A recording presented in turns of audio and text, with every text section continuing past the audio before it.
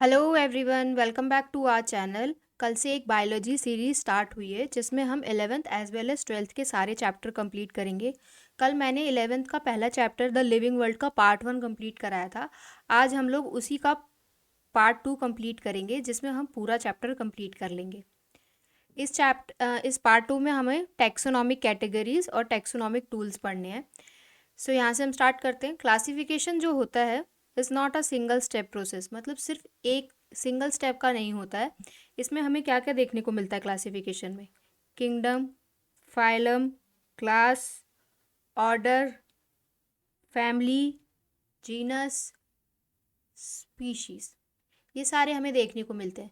तो ये कोई सिंगल स्टेप प्रोसेस थोड़ी हुआ। Classification is a multi step process but involves a hierarchy of steps. इसमें बहुत सारे स्टेप्स इन्वॉल्व होते हैं। Each step represent a rank और कैटेगरी, और हर एक स्टेप को रैंक या कैटेगरी कहा जाता है। Since the category is a part of overall taxonomic arrangement, it is called as a taxonomic category. अब ये जो कैटेगरी है ये एक पार्ट है सारे टॉक्सोनॉमिक अरेंजमेंट का, इसीलिए हम इसे एक सिंगल पार्ट को टेक्सोनॉमिक कैटेगरी कहते हैं, और इस पूरे को टेक्सोनॉमिक हायरार्की कहते हैं। All the categories together constitute the taxonomy hierarchy.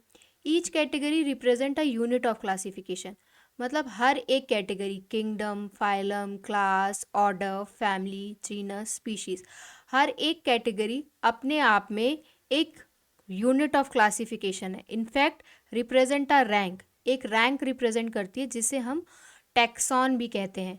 जैसे किंगडम एक टैक्सॉन है, फाइलम एक है, क्लास एक है। इसी टैक्सॉन का प्लूरल होता है टैक्सा।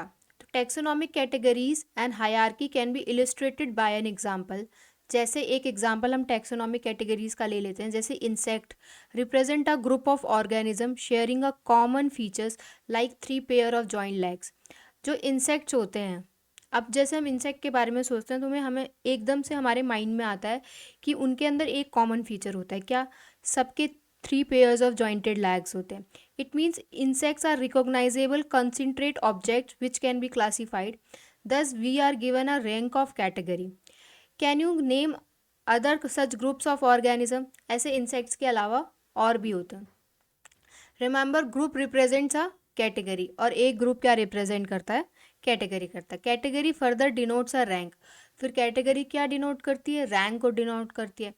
ईच रैंक या एक रैंक या उसे टैक्सॉन जो कहते हैं, represent a unit of classification. ये पहले ही बता दिया कि हर एक कैटेगरी या इसी को हम रैंक भी बोलते हैं, ये सारे एक यूनिट ऑफ क्लासिफिकेशन है। The taxonomic groups categories are distinct biological entities, not merely morphological aggregates। मतलब जितने भी टेक्सोनॉमिक ग्रुप की कैटेगरीज हैं, या मतलब ये जितनी भी कैटेगरीज हैं, इन सब की अलग अलग, डिस्टिंक्ट मतलब डिफरेंट बायोलॉजिकल एंटिटीज होती है। ना ही सिर्फ मॉर्फोलॉजिकल एग्रीगेट्स होते हैं। मतलब ऐसा नहीं है कि मतलब हम सिर्फ खाली मॉर्फोलॉजिकल के बेस पे इनको डिफ्रेंशिएट करते हैं। इसके अलावा भी इसमें डिफरेंट बायोलॉजिकल एंटिटीज होती हैं। आई होप इतना क्लियर हो गया होगा। फर्दर हम मूव करते हैं। Taxonomical studies of all known organism have led to the development of common categories such as kingdom, as मैंने पहले ही बता दिया, फाइलम, डिवीजन। इसी फाइलम को डिवीजन भी बोला जाता है, पर कब बोला जाता है? ये प्लांट्स के केस में बोला जाता है डिवीजन। और ये फाइलम को क्या बोला जाता है? ये कब बोला जाता है? ये एनिमल के केस में। तो अगर हम क्लासिफिकेशन प्लांट का कर रहे हैं तो वहाँ पे फाइलम नहीं आएगा, वहाँ आएगा डिवीजन। और अगर एनिमल का कर रहे हैं तो वहाँ आएगा फाइलम। इसको वैसे ये इजीली याद हो जाता है, लेकिन अगर किसी को ये इसमें कन्फ्यूज़न हो जाती है कि क्लास, ऑर्डर, फैमिली में पहले क्या आएगा, किंगडम, फाइलम, सबको इन्हीं तीनों में कन्फ्यूज़न हो सकती है। तो एक तरीके से हम ये कह सकते हैं कि क्लास में ऑर्डर दिया फैमिली को लेके आने के लिए, तो ये इजीली याद हो जाएगा, इतना कोई डिफिकल्ट नहीं है। Kingdom, phylum, division, class, order, family, genus, species, जितने भी ये सारे ऑर्गेनिज्म हैं included those in plants and animal kingdom have species as their lowest category. Now you have the asked question how to place an organism in various categories. अब हमारे दिमाग में ये क्वेश्चन आया है कि हमने अलग अलग कैटेगरीज में कैसे इन सारे ऑर्गेनिज्म को रखा। तो the basic requirement is the knowledge of characters. पहली बात है, हमें जितनी भी कैरेक्टर्स हैं उनकी सारे नॉलेज होनी चाहिए, जितने भी इंडिविजुअल हैं उनके कैरेक्टर्स की, या ग्रुप ऑफ ऑर्गेनिज्म है, ये हमारी हेल्प करेंगे ताकि हम आइडेंटिफाई कर सकें सिमिलैरिटीज़ या डिससिमिलैरिटीज़ अमंग द इंडिविजुअल।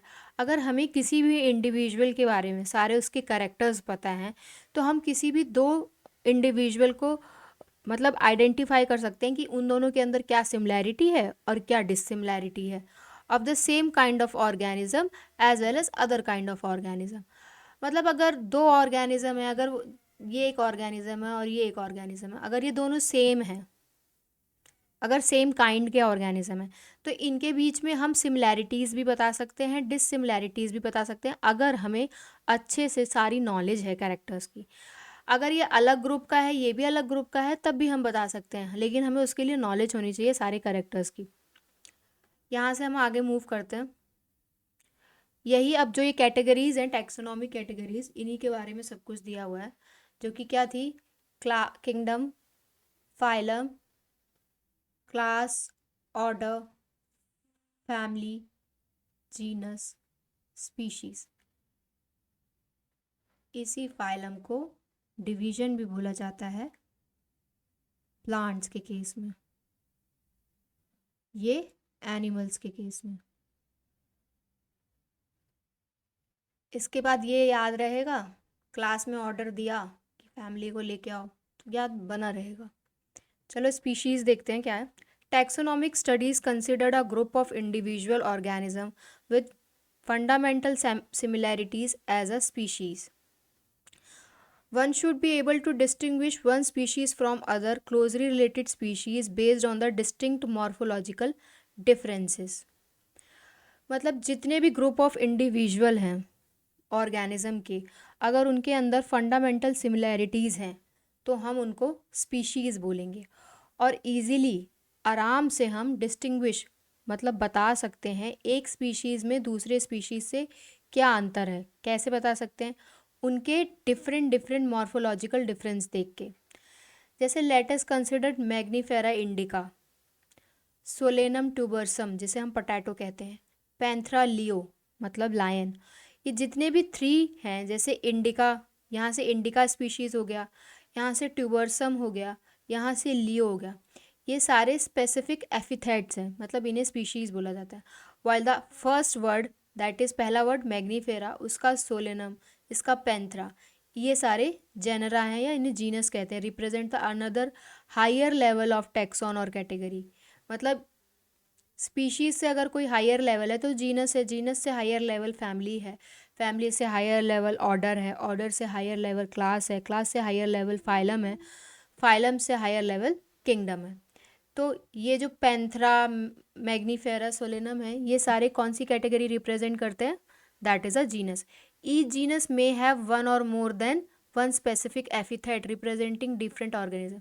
मतलब हर जीनस के पास ऐसा हो सकता है कि उसके पास एक से ज़्यादा स्पेसिफिक एपिथेट हो, ज़रूरी नहीं है सिर्फ एक ही हो।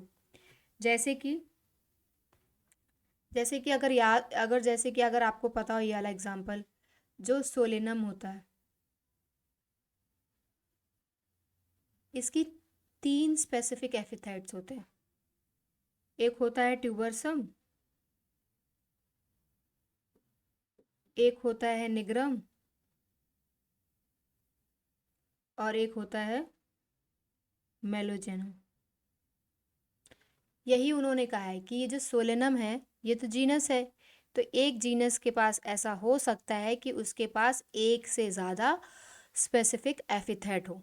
फॉर एग्जाम्पल, यहाँ पे दूसरा एग्जाम्पल दिया है, जैसे Panthera has another specific epithet called tigris. Panthera लियो भी होता है, पैंथरा टिग्रस भी होता है, और Solanum include species like nigrum and मेलोजेना। Solanum एक ट्यूबरसम भी होता है, निग्रम भी होता है और मेलोजेना भी होता है। तो human beings belong to the species called sapiens. अब हम ह्यूमन बींग्स कौन सी स्पीसीज से बिलोंग करते हैं, सेपियंस से, homo sapiens, which is grouped as in a genus of homo. इसीलिए हमारे ह्यूमन बींग्स का नाम साइंटिफिक क्या है, होमो सेपियंस। आगे हम मूव करते हैं। जीनस में आते हैं। इतना क्लियर हो गया होगा आई होप। जीनस में क्या होता है? Genus compromises a group of related species which have a more characters in common as compare to species of other genera. जीनस का मतलब ये होता है जिसमें ग्रुप ऑफ रिलेटेड स्पीशीज आ जाएं, उसको हम जीनस बोलेंगे। We can say that genera are aggregates of close related species. ये भी हम कह सकते हैं कि जेनरा क्या है? एग्रीगेट, बहुत सारी क्लोजली रिलेटेड स्पीशीज को हम जेनरा कहते हैं। For example potato and brinjal, ये दोनों अलग अलग स्पीशीज हैं, लेकिन इन दोनों की जो जीनस है वो क्या है? सोलेनम है। लायन, लेपर्ड, टाइगर, ये सारे के सारे अलग अलग स्पीशीज हैं। लियो हो गया ना, जैसे ये लियो स्पीशीज अलग है, पार्डस स्पीशीज अलग है, टिग्रस स्पीशीज अलग है, लेकिन इसके बाद भी इन सब का जीनस एक ही है, that is a Panthera with several common features are all species of the genus of Panthera. The genus differs from other species Felis which includes cat. ये जो जीनस है ये अदर जीनस की स्पीशीज से अलग होता है, जैसे फेलिस। फेलिस जो है, फेलिस ये जीनस है, इसके अंदर क्या आती हैं? कैट्स आती हैं।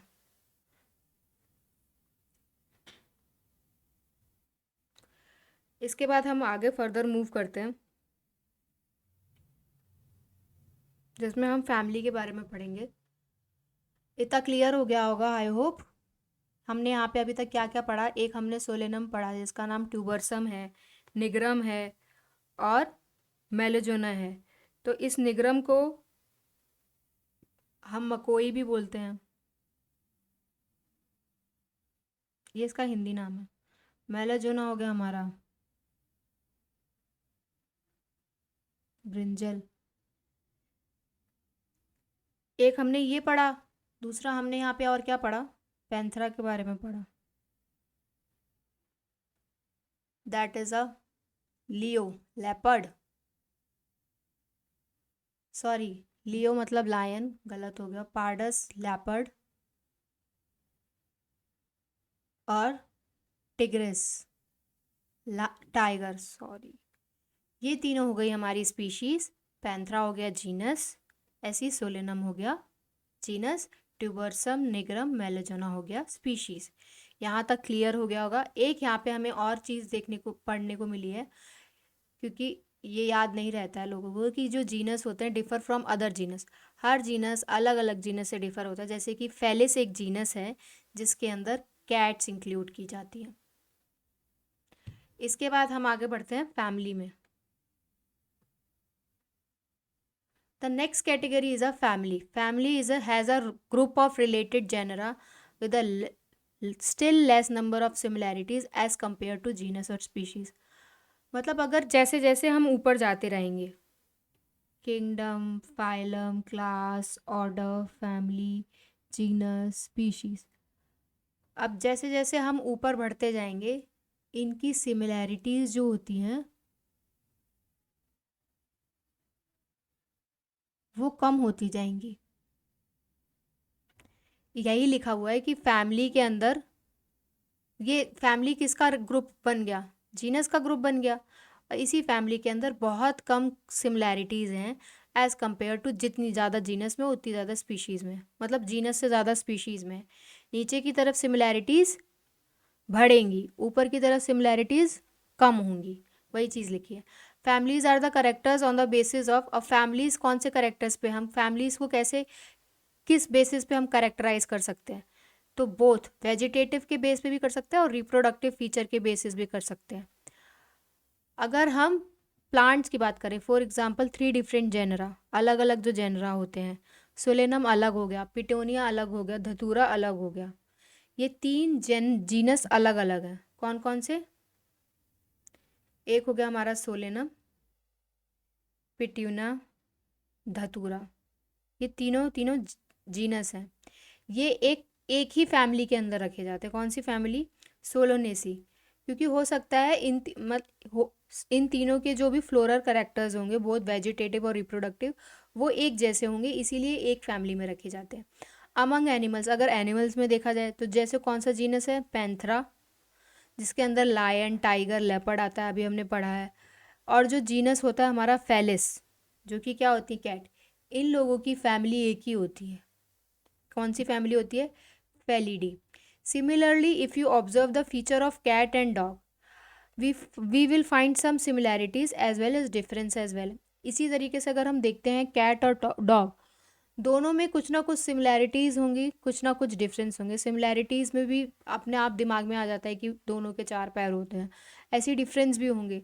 तो ये दो हैं, they are separated into 2 different families. तो इनकी लेकिन फैमिलीज अलग होती है, एक होती है फेलिडी, एक होती है कैनिडी। ये जो फेलिडी होती है, ये फेलिडी अभी हमने पढ़ा था किसके लिए होती है? कैट्स के लिए। कैनिडी हो गई डॉग्स के लिए। ठीक है, इसके बाद आगे हम फर्दर मूव करते हैं।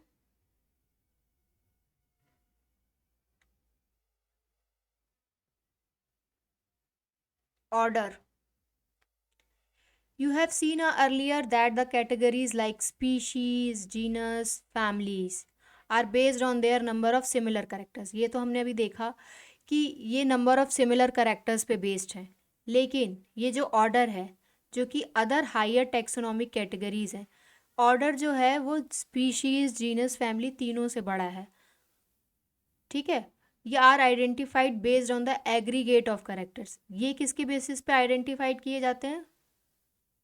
एग्रीगेट ऑफ कैरेक्टर्स के बेस पे आइडेंटिफाई किए जाते हैं। इसके बाद अगर हम आगे देखते हैं, order being as a higher category is the assemblage of family. इसमें हमें फैमिलीज की असेंबलेज देखने को मिलती है जिसमें बहुत कम सिमिलर कैरेक्टर्स होते हैं, क्योंकि हमने अभी बताया कि जैसे जैसे हम ऊपर जाते जाएंगे सिमिलर कैरेक्टर्स कम होते जाएंगे। These similar characters are less in number. ये जो कैरेक्टर्स होते हैं ये बहुत कम होते हैं as compare to genera included in a family. वही बात लिखी है कि ऑर्डर में सिमिलर कैरेक्टर्स कम होंगे as compare to family. Plant families जो होती हैं like convolvulaceae, solanaceae are included in the order of polemoniales. Plant की जो फैमिली है, यहाँ पे बहुत सारी चीज़ें याद करने को हैं, एक मिनट। कौन कौन सी प्लांट की फैमिली?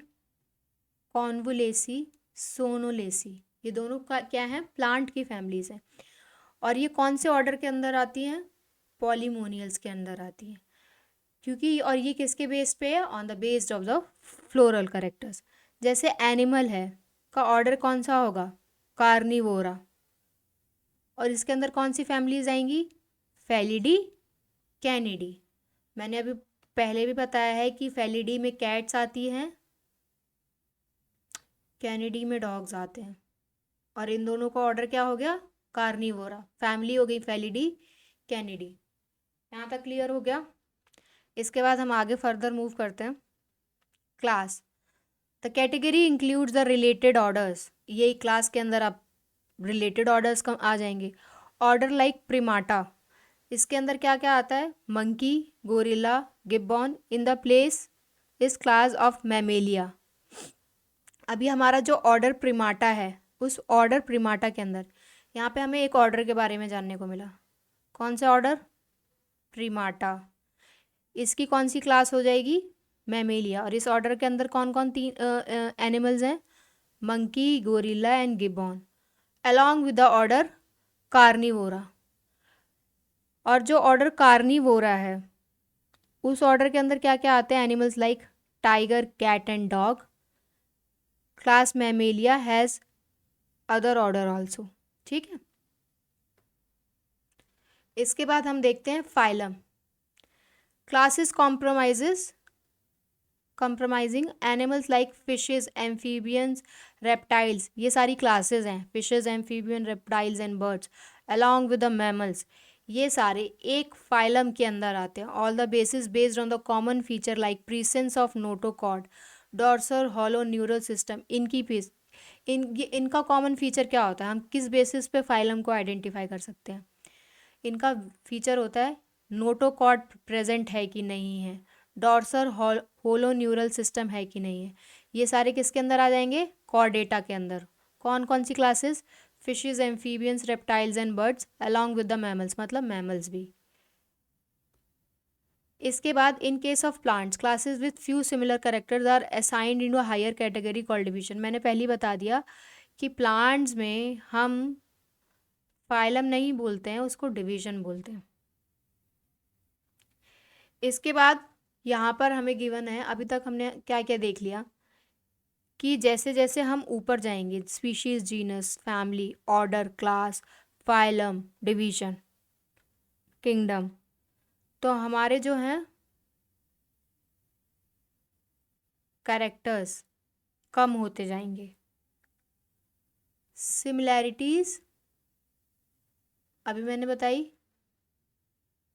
सिमिलैरिटीज भी कम होती जाएंगी, लेकिन ऑर्गेनिज्म जैसे जैसे हम ऊपर की तरफ बढ़ेंगे ऑर्गेनिज्म बढ़ते जाएंगे। एक चीज़ यहाँ पे मैं और बताना भूल गई, मैं अभी बता देती हूँ।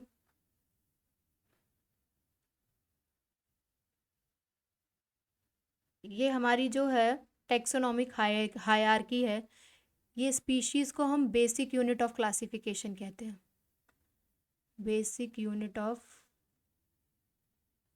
क्लासिफिकेशन। और उसी तरीके से किंगडम जो है वो क्या है, largest unit of classification. Basic कौन सा हो गया, स्पीशीज। इसको ना यहाँ ना लिख के यहाँ लिख देते हैं।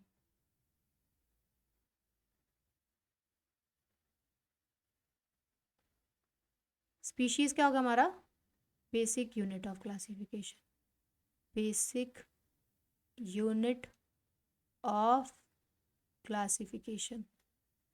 आगे देखते हैं किंगडम पे। All animals belonging to various phyla are assigned into a category called kingdom Animalia. अब जितने भी हमने एनिमल्स देखे वो सारे के सारे जो कि अलग अलग फाइला में हैं, उनका एक किंगडम होगा जिसे हम एनिमेलिया कहेंगे, और किंगडम प्लांटी होगा प्लांट्स के केस में। Compromises all the plants from various division, अलग अलग डिवीजन के होंगे लेकिन उनका किंगडम प्लांटी होगा और उनका एनिमल्स का किंगडम एनिमेलिया होगा। Hence we refer to these two group as the animals and plant kingdom। यही हम आगे जाके 3rd और 4th चैप्टर में पढ़ेंगे, प्लांट किंगडम और animal kingdom. The taxonomic categories from species to kingdom, ये भी मैंने आपको बताई कि वो असेंडिंग ऑर्डर में अरेंज है। असेंडिंग मतलब छोटे से बड़ा, सबसे छोटी हो गई स्पीशीज, किंगडम हो गया सबसे बड़ा, असेंडिंग ऑर्डर में अरेंज है। ये सारी ब्रॉड कैटेगरीज हैं और इनकी सब कैटेगरीज भी हायरार्की में प्रेजेंट होती हैं to facilitate more sound and scientific placement of various taxa. कईयों की बहुत जगह पर सब कैटेगरीज भी प्रेजेंट होती है। अगर नाम सुना होगा सब फाइलम, और वो सब फाइलम वगैरह किस लिए होते हैं, ताकि एक अच्छे से हम साइंटिफिक प्लेसमेंट दे सकें और उसमें डिवीजन करके। तो हमारी ब्रॉड कैटेगरीज कितनी हो गई, 1 2 3 4 5 6 7। तो these 7 are the broad categories. इसमें सब फाइलम ऐड नहीं होगा, वो सब फाइलम बस एक चीज़ सब कैटेगरीज के लिए बताया गया है कि अगर सब कैटेगरी है तो उससे ज़्यादा हम साइंटिफिक प्लेसमेंट कर सकते हैं अलग अलग कैटेगरी की टेक्सा की। तो टोटल 7 ब्रॉड कैटेगरीज हो गई। इसके बाद हम आगे बढ़ते हैं, यही लिखा हुआ है यहाँ पर जो मैंने अभी बताया है कि जैसे जैसे हम हायर जाएंगे, स्पीशीज़ से किंगडम की तरफ जाएंगे, स्पीशीज़ से जीनस, जीनस से फैमिली, फैमिली से ऑर्डर, ऑर्डर से क्लास, क्लास से फाइलम, फाइलम से किंगडम, जैसे जैसे स्पीशीज़ से किंगडम की तरफ जाएंगे the number of common characterization goes on decreasing, कम होते जाएंगे। यहाँ मैंने ये यहाँ पे लिख दिया है, इस टेबल पे मार्क कर दिया है इस जगह पे कि कैरेक्टर्स कम होते जाएंगे, सिमिलैरिटी कम होती जाएगी। तो इससे हमें क्या पता चलता है कि जितना छोटा टेक्सा होगा, मतलब जितना छोटी कैटेगरी होगी, उतने ज़्यादा उसमें करेक्टर्स प्रेजेंट होंगे और उतने ज़्यादा मेंबर्स होंगे उसके अंदर। Sorry, members with in the tax on share, members तो कम होंगे, मेंबर्स तो हायर टेक्सा में ज़्यादा होंगे। हायर द कैटेगरी, जितनी ज़्यादा ऊपर वाली कैटेगरी होगी हायर, उतनी ज़्यादा हमें डिफ़िकल्टी होगी ताकि हम डिटरमाइन कर सके the relationship to the other taxa at the same level. जितनी ज़्यादा हायर कैटेगरी होगी उतनी ज़्यादा हमें डिफ़िकल्टी होगी determining the relationship to the other taxa से क्या रिलेशनशिप डिटरमाइन में हमें डिफ़िकल्टी होगी। Hence the problem of classification become more complex. तो ये जो क्लासिफिकेशन का ये जो प्रॉब्लम है ये बहुत ज़्यादा कॉम्प्लेक्स है। अब यहाँ पर ये ऑर्गेनिज्म का कुछ क्लासिफिकेशन दिया हुआ है, कुछ 2-4 ऑर्गेनिज्म का, ये हम देख लेते हैं। बहुत इम्पॉर्टेंट है ये। मैन का होता है होमो सेपियंस बायोलॉजिकल नेम, जिसमें से होमो आ गया जीनस, स्पीशीज तो पता चल गई सेपियंस, जीनस क्या आ गया होमो, फैमिली आ गई होमिडी, ऑर्डर आ गया प्रिमाटा, क्लास आ गया मैमेलिया, फाइलम और डिवीजन आ गया कॉर्डेटा। अगर यहीं पे हम बात करते हैं हाउस फ्लाई की तो उसका नाम होता है मस्का डोमेस्टिका, जीनस आ गया मस्का, फैमिली आ गई मस्किडी, ऑर्डर आ गया डिप्टेरा, क्लास आ गया इंसेक्टा, फाइलम आ गया ऑर्थोपोडा। ये डिवीजन वर्ड प्लांट्स के लिए यूज़ हुआ है। जैसे अब मैंगो और वीट में हम डिवीजन वर्ड यूज़ करेंगे। मैंगो का नाम हो गया मैग्नीफेरा इंडिका, जीनस आ गया मैग्नीफेरा, फैमिली आ गई अनारडेसियासी, ऑर्डर आ गया सेपिनडेल्स, क्लास आ गया डाइकोटिलेंडन और डिवीजन आ गया एंजियोस्पर्मी। वीट की बात करें हम अगर, इसका साइंटिफिक नेम होता है ट्रिटिकम एस्टिवम, जीनस आ गया ट्रिटिकम, फैमिली आ गई पोएसी, ऑर्डर आ गया पोएल्स, क्लास आ गई मोनोकॉटिलेंडी, डिवीजन आ गया एंजियोस्पर्मी। ये सारा याद कर लेना, ये बहुत इम्पॉर्टेंट है। सबसे ज़्यादा कन्फ्यूज़न यहाँ पर होती है, सेपिनडेल्स, पोएसी, पोएल्स। हम आगे फर्दर मूव करते हैं टेक्सोनॉमिकल एड्स पे। इसी को हम टेक्सोनॉमिकल टूल्स भी कहते हैं।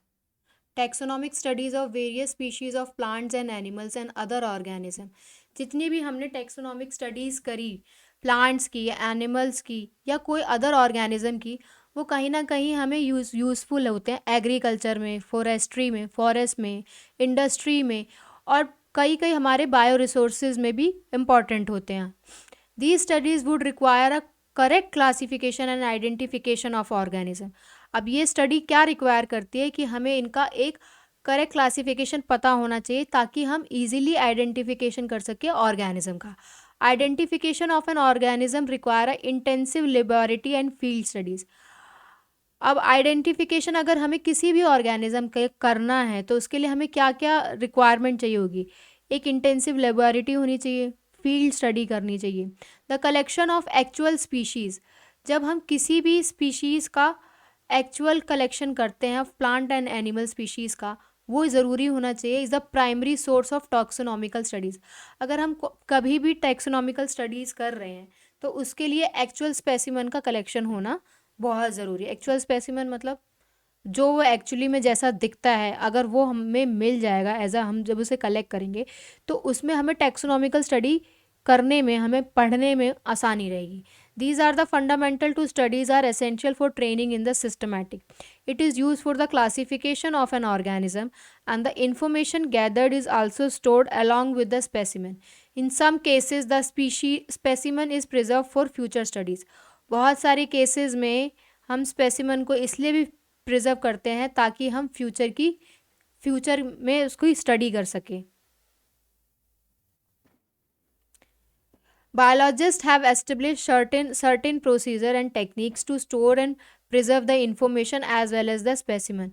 तो बायोलॉजिस्ट जो थे उन्होंने एस्टेब्लिश किया बहुत सारे प्रोसीजर और टेक्निक्स ताकि हम स्टोर कर सकें, प्रिजर्व कर सकें information as well as specimen को भी। जो भी स्पेसिमन है उसके रिगार्डिंग इन्फॉर्मेशन भी स्टोर कर सके और उन स्पेसिमन को भी स्टोर कर सके, इसके लिए वेरियस प्रोसीजर और टेक्निक्स की उन्होंने टेक्निक्स एस्टेब्लिश किया। Some of these are present, some of these ये जो है अब हम पढ़ेंगे उनके बारे में ही है। तो सबसे पहले आया herbarium. Herbarium is a store house of collected plant specimens that are dried, preserved and on sheet. मतलब हर्बेरियम में हमें क्या देखने को मिलता है, हर्बेरियम एक तरीके का स्टोर हाउस होता है जिसमें हमें प्लांट स्पेसिमेन जो प्लांट्स हैं उनको कलेक्ट करना है, और उनको हम कैसे कलेक्ट कर सकें, उनको ड्राइड कर सकते हैं, इसके बाद उन्हें हमें प्रेस्ड करना होता है और प्रिजर्व करना होता है ऑन अ शीट पे, एक पेपर पे प्रिजर्व कर सकते हैं उनको। हर्बेरियम जो होता है ये प्लांट स्पेसिमन के लिए होता है। Further these sheets are arrange, अब इसके बाद इन शीट्स को कैसे अरेंज करना है, further these sheets are arrange, ये हर्बेरियम का एग्जाम्पल है, ये हर्बेरियम का डायग्राम है। इन शीट्स को हमें अरेंज करना है according to the universally accepted system of classification. इसके बाद इन शीट्स को हमें जो भी सिस्टम ऑफ क्लासिफिकेशन है यूनिवर्सली उस तरीके से इन्हें अरेंज करना है। The specimen along with their description, इस अब ये जो हमने जितनी भी प्लांट स्पीशीज़ रखी हैं इसके अंदर हमें क्या कौन कौन से डिस्क्रिप्शन की ज़रूरत पड़ेगी, हर्बेरियम शीट पे हमें क्या क्या लिखना पड़ेगा ताकि हम उसे जब स्टोर करें या फ्यूचर के लिए रिपोजिटरी करें तो हमें जब अगर हम कभी फ्यूचर में पढ़े तो उसके डिस्क्रिप्शन में क्या क्या लिखा होना चाहिए ताकि हमें पता रहे कि ये कौन सा प्लांट है क्या। तो हर्बेरियम शीट के अंदर क्या क्या होना चाहिए, carrying a label providing information about date, हमने किस दिन कलेक्ट किया, प्लेस ऑफ कलेक्शन, कहाँ से कलेक्ट किया, जो कि इंग्लिश नेम होना चाहिए उसका, उसका लोकल नेम होना चाहिए, बॉटनिकल नेम होना चाहिए, तीनों नेम होने चाहिए, उसकी क्या फैमिली है ये भी होनी चाहिए, कलेक्टर का क्या नाम है, जिसने कलेक्ट किया उसका नाम क्या है, एक्सेट्रा। हर्बेरियम जो है also serve as a quick referral system in the taxonomical studies. अगर हम कभी भी टॉक्सोनॉमिकल स्टडीज़ कर रहे हैं तो सबसे क्विक रेफरल सिस्टम जो है वो कौन सा है, दैट इज़ अ हर्बेरियम। अब हम आगे बढ़ते हैं जिसमें हम बॉटनिकल गार्डन्स पढ़ेंगे। बॉटनिकल गार्डन्स में भी प्लांट्स होते हैं। These specialized gardens have the collection of living plants for reference. इसमें हमें लिविंग प्लांट्स देखने को मिलते हैं। हर्बेरियम में क्या हमने पढ़ा था कि उसमें लिविंग प्लांट्स नहीं होता, प्लांट्स को हमें ड्राइड करना है, प्रेस्ड करना है, इसके बाद उन्हें प्रिजर्व करना है ऑन अ शीट। तो हमें डेड प्लांट्स देखने को मिलते हैं हर्बेरियम में, लेकिन बॉटनिकल गार्डन में हमें लिविंग प्लांट देखने को मिलते हैं। Plant species in these garden are grown for identification purpose, वही चीज़ लिखी है, प्लांट स्पीशीज जो ग्रोन की जाती हैं वो आइडेंटिफिकेशन पर्पस के लिए की जाती हैं। Each plant is label indicating, अब हर प्लांट के ऊपर कौन सा लेबल लगाना चाहिए, उसमें उसका बॉटनिकल और साइंटिफिक नेम होना चाहिए और उसकी फैमिली होनी चाहिए। हमने ये हर्बेरियम में भी पढ़ा था कि हर्बेरियम में भी फैमिली होनी चाहिए, बॉटनिकल गार्डन्स में भी फैमिली होनी चाहिए और बॉटनिकल और साइंटिफिक नेम होना चाहिए। द फेमस बॉटनिकल गार्डन, अब गार्डन का कुछ एग्जाम्पल दे रखा है कि गार्डन कहाँ कहाँ है। एक क्यू है जो कि इंग्लैंड में है, इंडियन बॉटनिकल गार्डन जो है वो हावड़ा इंडिया में है, और नेशनल बॉटनिकल रिसर्च इंस्टीट्यूट जो है वो कहाँ है, लखनऊ इंडिया में है। इसके बाद हम म्यूज़ियम में आते हैं। अब म्यूज़ियम जो होता है इसमें हमें प्लांट्स और एनिमल्स दोनों देखने को मिलेंगे लेकिन लिविंग नहीं मिलेंगे। Biological museums are generally set up for the educational institutes, ये म्यूज़ियम रखे ही इसलिए जाते हैं ताकि हम एजुकेशनल मतलब कुछ पढ़ाई लिखाई के लिए, जैसे स्कूल्स और कॉलेजेस में हमें म्यूज़ियम्स में जो क्या होता है, कलेक्शन होता है preserve plants and animal species. Preserve plants and animal studies होती हैं स्टडीज़ के लिए और उनके रेफरेंस के लिए। Specimen are preserved in the containers, अगर हम स्पेसिमन की बात करें तो वो कंटेनर्स में प्रिजर्व्ड होते हैं, जार्स में होते हैं, इन अ प्रिजर्वेटिव सोल्यूशन में, एक प्रिजर्वेटिव सोल्यूशन में होते हैं ताकि वो डिग्रेड ना हो। प्लांट्स एंड एनिमल स्पेसिमन जो होते हैं में also preserve as a dry specimen, अगर प्लांट्स और एनिमल हैं स्पेसिमन हैं उनको हम ड्राई स्पेसिमन की तरह भी प्रिजर्व करते हैं। इंसेक्ट जो होते हैं अगर उन्हें हमने प्रिजर्व कर रखा है तो वो इंसेक्ट बॉक्स में होंगे after collecting, killing and pinning, collect करना है फिर किल करना है फिर उन्हें पिन करना है। Larger animals like birds and mammals, ये जो यूजली स्टफ्ड एंड प्रिजर्व्ड, ये सारे भी प्रिजर्व्ड होते हैं।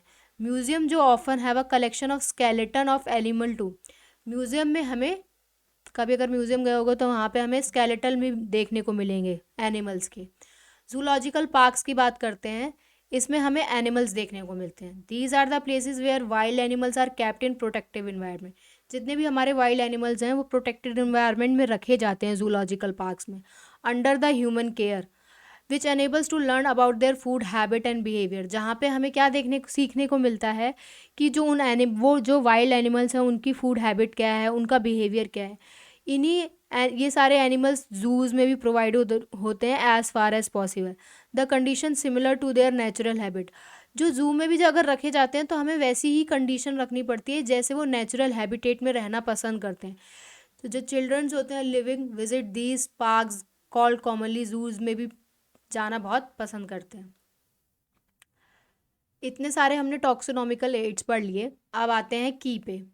की is another taxonomical aid use for the identification of plants and animals. ये जो की है ये भी एक तरीके का टॉक्सोनॉमिकल टूल है जिससे हम प्लांट्स और एनिमल्स को आइडेंटिफाई कर सकते हैं उनकी सिमिलैरिटीज़ और डिससिमिलैरिटीज़ के बेस पे। ये जो कीज़ होती हैं इसमें कॉन्ट्रास्टिंग करेक्टर्स प्रेजेंट होते हैं जिन्हें हम पेयर में देखते हैं, जिसे हम कपलेट कहते हैं। Keys are present in couplet, contrasting characters present होते हैं। It represent the choice made between two option, ताकि हम ये क्या रिप्रेजेंट करते हैं, the choice made between the two option. The result is acceptance of only one and the rejection of other. अभी जो टू पेयर में प्रेजेंट होते हैं तो इसका रिजल्ट क्या होता है, एक होता है एक्सेप्टेंस वाला कि एक्सेप्ट करने वाला, एक होता है रिजेक्शन वाला।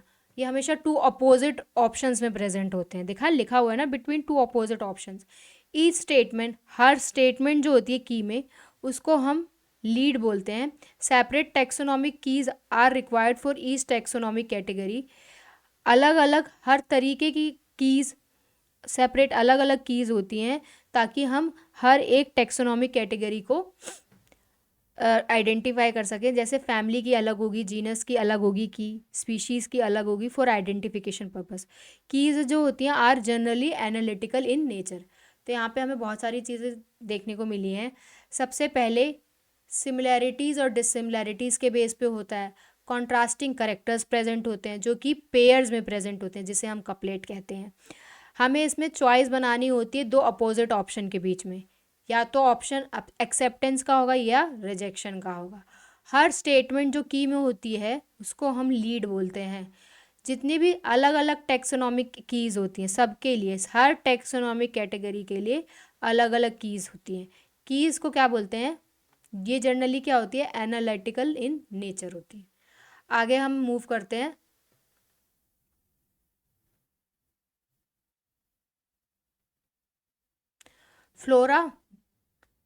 Flora manuals and monographs and catalogue, ये सारे भी एक रिकॉर्डिंग डिस्क्रिप्शन है, other means of recording description. They also help in correct identification, ये भी आइडेंटिफिकेशन पर्पज से यूज़ किए जाते हैं। जैसे फ्लोरा जो होता है वो एक्चुअल अकाउंट ऑफ हैबिटेट और distribution of plants in a given area में देखा जाता है। फ्लोरा हम कब करते हैं, यूज़ करते हैं, जब हमें आइडेंटिफाई करना होता है प्लांट की हैबिटेट, क्या उसका एक्चुअल हैबिटेट है, क्या डिस्ट्रीब्यूशन है, उसके लिए हम फ्लोरा का यूज़ करते हैं। They provide the index to the plant species found in a particular area, ये एक तरीके का index of plant species provide कराता है, कौन, फ्लोरा। मैनुअल्स की बात करें तो manuals are useful in providing the information for identification of name of species found in an area. Manuals जो होता है वो किस में हेल्पफुल होता है, ये हमें प्रोवाइड करता है एक तरीके से इंफॉर्मेशन देना, ताकि हम स्पीशीज़ का जो नाम है उसे आइडेंटिफाई कर सकें उस गिवन एरिया में।